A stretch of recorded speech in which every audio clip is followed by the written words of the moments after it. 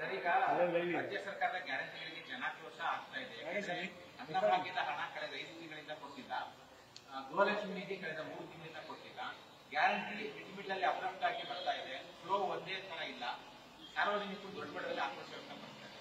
Guarantee ನಿಲ್ಲಿಸ್ಕೊಡ್ತಾರೆ, ಏನಿಲ್ಲ ನೋಡಿ. Guarantee ನಿಲ್ಲಿಸ್ತಾರ ಇಲ್ಲ ಅಂತಕ್ಕಂಥದ್ದಕ್ಕೆ ಸರ್ಕಾರವೇ ಅನೇಕ ಸಾರಿ ಉತ್ತರ ಕೊಟ್ಟಿದೆ.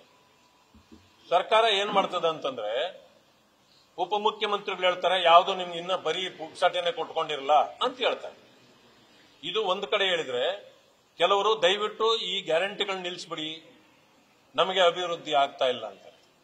ಇತ್ತೀಚೆಗೆ ಚುನಾವಣೆ ನಡೆಯಿತು ಡೆಲ್ಲಿದು, ಸುಮಾರು 16 ಗ್ಯಾರಂಟಿಗಳು ಕೊಟ್ಟಿದ್ರಂತೆ. ಆದ್ರೂ ಕೂಡ ಸಕ್ಸಸ್ ಆಗಲಿಲ್ಲ ಅನ್ನೋ ಕಾರಣಕ್ಕೆ ಮಾನ್ಯ ಹರಿಪ್ರಸಾದ್ ಅವರು ಒಂದೇ ಮಾತು ಹೇಳಿದ್ರು, ದಯವಿಟ್ಟು ಈ ಗ್ಯಾರಂಟಿಗಳನ್ನು ಬಿಡ್ರಿ, ಅಭಿವೃದ್ಧಿಯ ಕಡೆ ಗಮನ ಕೊಡಿ ಅಂತ. ಅಂದ್ರೆ ಪಕ್ಷದ ಮತ್ತು ಸರ್ಕಾರದ ಒಳಗೇನೆ ಗ್ಯಾರಂಟಿಗಳು ಕೊಡಬೇಕಾ ಬೇಡವಾ ಅಂತಕ್ಕಂಥದ್ದು ಇವತ್ತು ಚರ್ಚೆಯಲ್ಲಿದೆ. ಈ ಕಾರಣದಿಂದ ಜನರಿಗೆ ಅನುಮಾನ ಬರಲಿಕ್ಕೆ ಕಾರಣ ಇದೆ. ಎರಡನೇ ವಿಷಯ ಏನಂತಂದ್ರೆ, ಇಷ್ಟೆಲ್ಲ ಹೇಳ್ತಾರೆ, 52,009 ಕೋಟಿ ರೂಪಾಯಿಗಳನ್ನು ನಾವು ಗ್ಯಾರಂಟಿಗಳಿಗೆ ಹಣ ಇಟ್ಟಿದ್ದೀವಿ ಅಂತ ಹೇಳಿ ಅನೇಕ ಬಾರಿ ಮುಖ್ಯಮಂತ್ರಿಗಳು ಹೇಳಿದ್ದಾರೆ. ಅದು ನಿಜ ಕೂಡ, ಬಜೆಟ್ನಲ್ಲಿ ಅದು ಇಟ್ಟಿದ್ದು ನಿಜ. ಆದ್ರೆ 52,009 ಕೋಟಿ ನಿಮಗೆ ಗ್ಯಾರಂಟಿಗಳಿಗೆ ಸಾಕು ಅನ್ನೋದಾದ್ರೆ, ಪ್ರತಿ ತಿಂಗಳು ಅವರ ನಿಗದಿತ ಸಮಯಕ್ಕೆ ಅವರಿಗೆ ತಲುಪಬೇಕಾಗಿತ್ತು. ಆದ್ರೆ ತಲುಪಿಲ್ಲ ಯಾಕೆ ಅನ್ನೋದು ಪ್ರಶ್ನೆ. ತಲುಪ್ತಾ ಇಲ್ಲ ಅಂದಮೇಲೆ ಈ ಹಣ ಎಲ್ಲಿ ಹೋಗ್ತಾ ಇದೆ, ಯಾರು ನುಂಗ್ತಾ ಇದ್ದಾರೆ ಅನ್ನೋದಕ್ಕೆ ಸರ್ಕಾರ ಉತ್ತರ ಕೊಡಬೇಕು. ಮೂರನೇ ವಿಷಯ ಏನಂತಂದ್ರೆ, ದಲಿತರ ಹಣ 25,000 ಕೋಟಿಯನ್ನು ನುಂಗಿದ್ದೀರಿ, 52,000 ಕೋಟಿಯನ್ನು ಕೂಡ ಬಜೆಟ್ನಲ್ಲಿ ಇಟ್ಟಿದ್ದೀರಿ. ಇದೆಲ್ಲದರ ಜೊತೆಗೆ ಈಗ ಅಪಾದನೆ ಇರತಕ್ಕಂಥದ್ದು 6 ತಿಂಗಳಿಂದ ಅಕ್ಕಿ ಕೊಡ್ತಿದ್ರಲ್ಲ, ಅದಕ್ಕೆ ತಿಲಾಂಜಲಿ ಆಡಲಾಗಿದೆ, ಇದುವರೆಗೂ ಹಣ ಬಂದಿಲ್ಲ. 2,000 ರೂಪಾಯಿ ತಿಂಗಳಿಗೆ ಕೊಡ್ತಿದ್ದು ಮನೆ ಒಡತಿಗೆ, ಅದು ಬರ್ತಾ ಇಲ್ಲ. ಯುವ ನಿಧಿ ಅನ್ನೋದು ಅದು ಮರೀಚಿಕೆ ಆಗಿದೆ, ಅದು ಯಾರಿಗೂ ಸಿಗ್ತಾ ಇಲ್ಲ.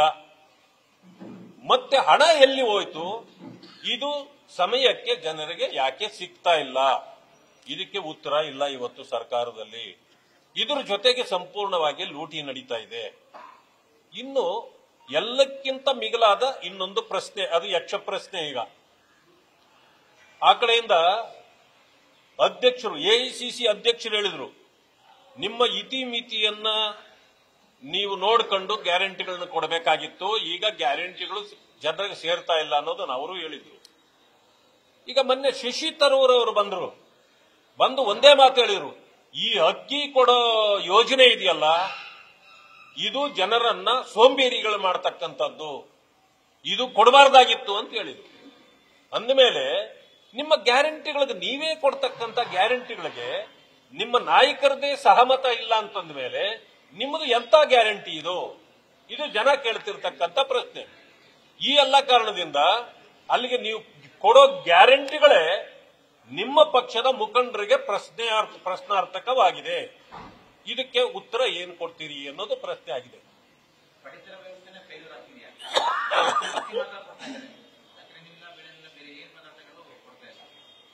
ಈಗ ಸರ್ಕಾರದ ಒಳಗಡೆನೆ ಸೋರಿ ಹೋಗ್ತಿದೆ ಅನ್ನೋದು ಇದರ ಅರ್ಥ. ನಾನು ನಿಮಗೆ ಹೇಳಿದೆ, 52,000 ಕೋಟಿ ಸಫಿಷಿಯಂಟ್ ಅಮೌಂಟ್ ಗ್ಯಾರಂಟಿಗಳಿಗೆ ಇಟ್ಟಿದ್ದೀವಿ ಅಂತ ನೀವು ಹೇಳಿದ ಮೇಲೆ, ಲೆಕ್ಕಾಚಾರದ ಪ್ರಕಾರ ಸರಿಯಾದ ಸಮಯಕ್ಕೆ ಹಣ ಅವರಿಗೆ ತಲುಪಬೇಕಾಗಿತ್ತು, ಅಕ್ಕಿ ತಲುಪಬೇಕಾಗಿತ್ತು. ಯಾಕೆ ತಲುಪ್ತಾ ಇಲ್ಲ? ಎಲ್ಲಿ ಸೋರಿಕೆ ಆಗ್ತಾ ಇದೆ? ಇದನ್ನು ಯಾರೇ ಆದ್ರೂ ಪ್ರಶ್ನೆ ಮಾಡಬೇಕಾಗ್ತದೆ. 6 ತಿಂಗಳು ಬಂದಿಲ್ಲ ಅಂದಮೇಲೆ ನಿಮ್ಮ ನಿಮ್ಮ ಗ್ಯಾರಂಟಿಗಳಿಗೆ ಗ್ಯಾರಂಟಿನೇ ಇಲ್ವಲ್ಲ. ಇದನ್ನೇ ನಾವು ಮೊದಲಿಂದ ಹೇಳ್ತಾ ಇದ್ದದ್ದು. ಇವತ್ತು ನೀವು ಟೋಟಲಿ ಎಕ್ಸ್ಪೋಸ್ ಆಗಿದ್ದೀರಿ. ಜನರ ಮುಂದೆ ನೀವು ನಗುಪಾಟಲಿಗೆ ಸಿಕ್ಕಿದ್ದೀರಿ. ನೀವು ಏನು ಅವ್ರಿಗೆ ಆಶ್ವಾಸನೆ ಕೊಟ್ಟಿದ್ದೀವೋ ಅದರಿಂದ ಅವರನ್ನ ನೀವು ವಂಚನೆ ಮೋಸ ಮಾಡಿದ್ದೀರಿ. ಆ ಕಾರಣದಿಂದ ಗ್ಯಾರಂಟಿಗಳು ಇವತ್ತು ವರ್ಕೌಟ್ ಆಗ್ತಾ ಇಲ್ಲ.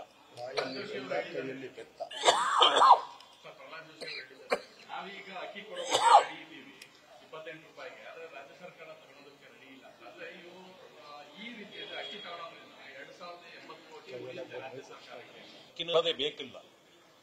ಯಾಕೆಂದ್ರೆ ಅಕ್ಕಿ ತಗೊಂಡ ಮೇಲೆ ಜನರಿಗೆ ನೀವು ಅಕ್ಕಿ ಕೊಡ್ಲೇಬೇಕಾಗಿದೆ. ತಗೊಳ್ದೇನೆ ಇದ್ರೆ ನೀವು ಏನಾದ್ರೂ ಸೊಬ್ಬು ಹೇಳ್ಬಹುದು, ಏನೋ ನಮ್ಮ ಇದು ಸರ್ವರ್ ಡೌನ್ ಆಗ್ಬಿಟ್ಟಿದೆ ಹೇಳ್ಬಹುದಲ್ಲ. ಅಕ್ಕಿನ ಖರೀದಿ ಮಾಡಿದ ಮೇಲೆ ಸರ್ವರ್ ಹೆಂಗ್ ಡೌನ್ ಆಗುತ್ತೆ? ಸರ್ವರ್ ಡೌನ್ ಆಗಲ್ಲ. ಇಲ್ಲಾಂದ್ರೆ ಹೇಳ್ಬೇಕು, ಪಾಪ ಲಾರಿ ಒತ್ಕೊಂಡು ಬರ್ತಾ ಇತ್ತು, ಅಕ್ಕಿ ಪಂಚರ್ ಆಗ್ಬಿಟ್ಟಿದೆ ಅಂತ ಹೇಳ್ಬೇಕಷ್ಟೇ. ಇವೆಲ್ಲ ನಡೀತವ? ಸರ್ವರ್ ಡೌನ್ ಹೇಳೋದು ಬಹಳ ಸುಲಭ, ಯಾಕಂದ್ರೆ ಜನರಿಗೆ ಅರ್ಥ ಆಗಲ್ಲ. ಆ ಸರ್ವರ್ ಎಲ್ಲಿರುತ್ತೋ ಏನೋ ಯಾರಿಗೂ ಗೊತ್ತಿಲ್ಲ. ಬಟ್ ಇಂಥವೆಲ್ಲನೂ ಜನರನ್ನ ವಂಚನೆ ಮಾಡತಕ್ಕಂಥ ಸರ್ಕಾರ ಇದೆ ಇದು.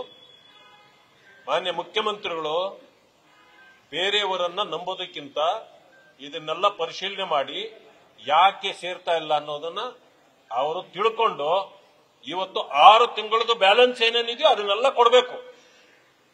ಬಜೆಟ್ ನಲ್ಲಿ ಇಷ್ಟೊಂದು ಬಡ್ಕೊಂಡಿದ್ರಿ ನೀವು, ಅಂಕಿ ಅಂಶಗಳನ್ನೇ ಸುಳ್ಳು ಹೇಳ್ತಿದ್ರಿ.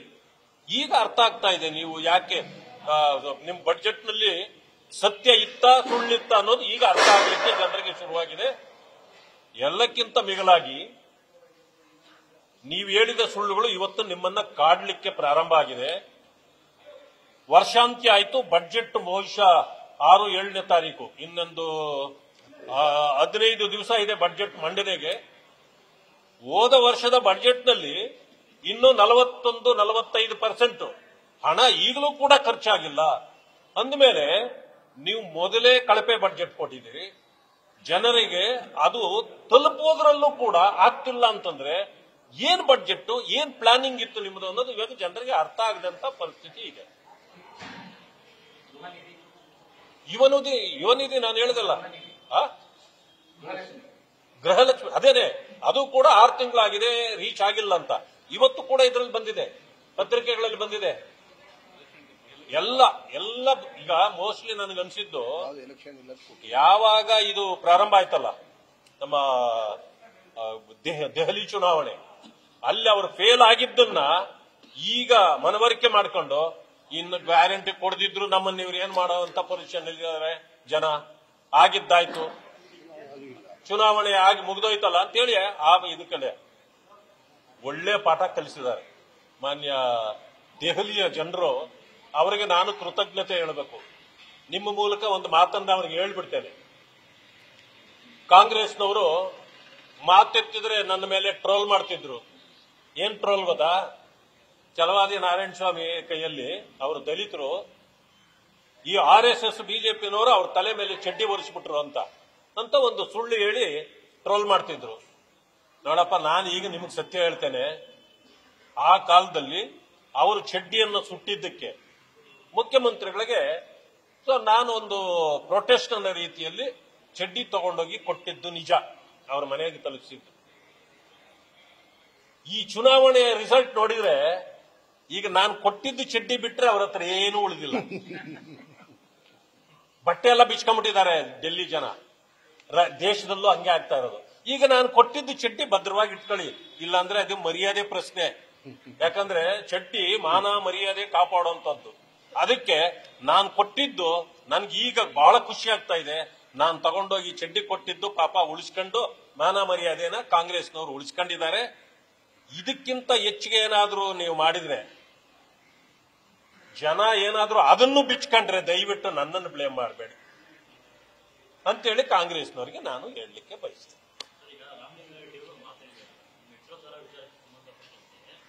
ನಾವು ರಾಜ್ಯದಲ್ಲಿ ಬಸ್ಸನ್ನು ಓಡಾಡೋದಕ್ಕೆಲ್ಲ ಸಬ್ಸಿಡಿ ಕೊಟ್ಟಿದ್ವಿ, ಅದೇ ರೀತಿ ಕೇಂದ್ರದವರು ಕೊಂಡಿ ಕ್ರೆಡಿಟ್ ತಗೊಳಕ್ಕೆ ಬಿಜೆಪಿ ತಾನು ಮುಂದೆ ಅಂತ ಬರ್ತಾರೆ. ಇದಾದ್ರೂ ಅವ್ರು ಬರೋದಿಲ್ಲ, ಅವ್ರಿಗೆ ಮಾನ ಮರ್ಯಾದೆ ಇಲ್ಲ ಅಂತ ಹೇಳಿ. ಮಾನ ಮರ್ಯಾದೆ ಯಾರಿಗಿದೆಯೋ ಯಾರಿಗಿಲ್ಲೋ ಜನ ತೀರ್ಮಾನ ಮಾಡಿದ್ದಾರೆ. ಅದಕ್ಕೆ ನಾನು ಹೇಳಿದೆ, ನಿಮ್ಮ ಮಾನ ಮರ್ಯಾದೆ ಕಾಪಾಡ್ಲಿಕ್ಕೆ ನಾನೇ ಬರ್ಬೇಕಾಯ್ತು. ಈಗ ಚಡ್ಡಿ ತಗೊಂಡು ಬಂದು ನಿಮ್ಮ ಮಾನ ಮರ್ಯಾದೆ ಕಾಪಾಡಿದ್ದೀನಿ, ಅದನ್ನು ಉಳಿಸ್ಕೊಳ್ಳಿ. ಎರಡನೇದು ಹೇಳ್ತೇನೆ, ಈಗ ನಾವು ಸಬ್ಸಿಡಿ ಏನು ಕೊಡಬೇಕು, ಯಾರನ್ನ ಯಾವ ರೀತಿ ಈ ದೇಶದ ಜನರನ್ನ ನಾವು ಗೌರವದಿಂದ ನೋಡ್ಕೊಳ್ಬೇಕು, ಅದು ನಾವು ಮಾಡಬೇಕಾದ ಕರ್ತವ್ಯ ನಾವು ಮಾಡ್ತೀವಿ. ನೀವೇನ್ ಕಮಿಟ್ ಮಾಡಿದ್ದೀರಿ ಅದನ್ನ ಕಮಿಟ್ಮೆಂಟ್ ಉಳಿಸ್ಕೊಂಡು ಮೊದಲು ನಿಮ್ ಮಾನ ಮರ್ಯಾದೆಯನ್ನು ಕಾಪಾಡ್ಕೊಳ್ಳಿ.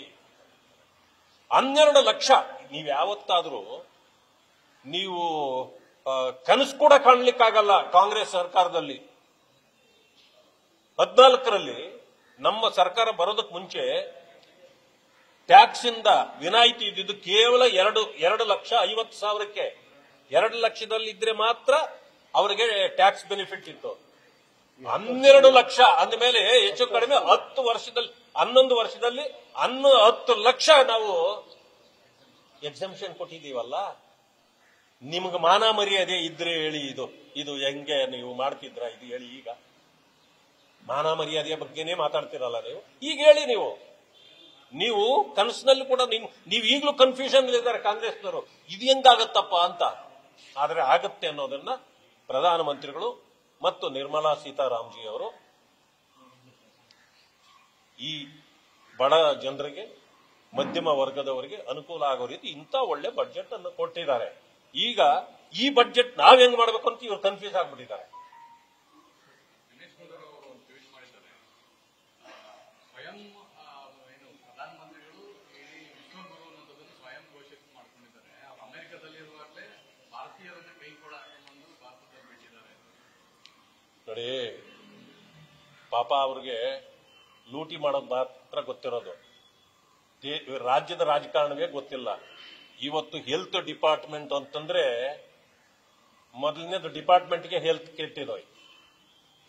ಜನ ಎಲ್ಲಾ ಕಡೆಯಿಂದ ಚೀಮಾರಿ ಆಗ್ತಿದ್ದಾರೆ. ಇವತ್ತಿಗೆ ಬಾಣಂತಿಯರ ಸಾವನ್ನ ತಡೆಯಲಿಕ್ಕೆ ಈ ಮಂತ್ರಿಗೆ ಯೋಗ್ಯತೆ ಇಲ್ಲ. ಕಳಪೆ ಮೆಡಿಸಿನ್ ಖರೀದಿ ಮಾಡಿ ದನಕರುಗಳಿಗೆ ಕೊಡುವಂತ ಮೆಡಿಸಿನ್ ಕೊಟ್ಟ ಜನರಿಗೆ ಕೊಡ್ತಕ್ಕಂತ ಪರಿಸ್ಥಿತಿಯಲ್ಲಿ ಅವರು ಕೊಡ್ತಿದ್ದಾರೆ. ಆಮೇಲೆ ರಿಜಿಸ್ಟ್ರೇಷನ್ ಫೀಸು ಎಲ್ಲ ಜಾಸ್ತಿ ಮಾಡಿದ್ದಾರೆ. ಬಡವರಿಗಾಗಿ ಪ್ರಧಾನಮಂತ್ರಿಗಳು ಜನೌಷಧಿ ಕೇಂದ್ರಗಳನ್ನ ತೆರೆದು ಕಡಿಮೆ ದರದಲ್ಲಿ ಅವರಿಗೆ ಔಷಧಿ ತಲುಪಿಸೋಣ ಅಂತಂದ್ರೆ ನಮ್ಮ ಆಸ್ಪತ್ರೆಗಳಲ್ಲಿ ಮಾತ್ರ ನಾವು ಅದನ್ನು ಮಾಡೋದಿಲ್ಲ ಅಂತಾರೆ. ಅಂದ್ರೆ ಎಲ್ಲಿದ್ದೀರಿ ನೀವು? ಯಾರು ದೇಶ ನಡೆಸ್ತಾ ಇರೋರು? ನೀವು ಯಾವ ದೇಶ ನಡೆಸ್ತಾ ಇದ್ದೀರಿ? ನೀವು ಭಾರತದಲ್ಲಿ ಇದ್ದೀವಿ ಅಂತ ಅನ್ನೋ ಭಾವನೆ ಇದೆಯಾ ನಿಮಗೆ? ಬಡವರಿಗೆ ಕೇಂದ್ರ ಸರ್ಕಾರ ಕೊಡ್ತಕ್ಕಂಥದ್ದನ್ನ ತಲುಪಿಸೋದ್ರ ಬದಲು ನೀವು ಅವ್ರಿಗೆ ಎಲ್ಲಿ ಹೆಸರು ಬಂದ್ಬಿಡ್ತದೋ, ಪ್ರಧಾನಮಂತ್ರಿ ಮೋದಿ ಅವರನ್ನ ಎಲ್ಲಿ ಹೊಗಳ್ಬಿಡ್ತಾರೋ ಅನ್ನೋ ಕಾರಣಕ್ಕೆ ಸವಲತ್ತುಗಳನ್ನೆಲ್ಲ ಅವರಿಂದ ತಪ್ಪಿಸ್ಲಿಕ್ಕೆ ಮಾಡ್ತಾ ಇದ್ದಾರೆ. ಇವತ್ತು ನೋಡಿ, ಜಲ್ ಜೀವನ್ ಮಿಷನ್ ಬಗ್ಗೆ ಏನೆಲ್ಲ ಅಪಸ್ವರಗಳು ಎತ್ತಿದ್ದಾರೆ. ಇದು ನಿಮ್ಮದು ₹1 ಇಲ್ಲ, ಎಲ್ಲ ಕೊಡ್ತಿರ್ತಕ್ಕಂಥದ್ದು ಕೇಂದ್ರ ಸರ್ಕಾರದ್ದು. ಅದನ್ನ ಜನರಿಗೆ ಮುಟ್ಟಿಸ್ಲಿಕ್ಕೆ ನಿಮಗೆ ಆಗ್ತಾ ಇಲ್ಲ. ಯಾಕೆ ಅಂತಂದ್ರೆ ಕೇಂದ್ರ ಸರ್ಕಾರಕ್ಕೆ ಹೆಸರು ಬರ್ತದಲ್ಲ. ಇಂಥ ಡಬಲ್ ಸ್ಟ್ಯಾಂಡರ್ಡ್ ಜನ ನೀವು. ಈ ಕಾಂಗ್ರೆಸ್ ಸರ್ಕಾರವನ್ನ ಜನ ಇವಾಗ ನಂಬೋದಿಲ್ಲ, ನಂಬಿಕೆಗೆ ಅರ್ಹರಲ್ಲ. ಇವರು ಮೋಸಗಾರರು, ವಂಚಕರು ಅನ್ನೋದನ್ನ ತೀರ್ಮಾನ ಮಾಡಿಕೊಂಡು ಇವತ್ತು ಮಾತಾಡ್ತಿದ್ದಾರೆ. ಧನ್ಯವಾದ. ನ್ಯೂಸ್ ಫಸ್ಟ್, ನಿರ್ಭೀತಿಯಿಂದ ನಿಮ್ಮ ಪರವಾಗಿ.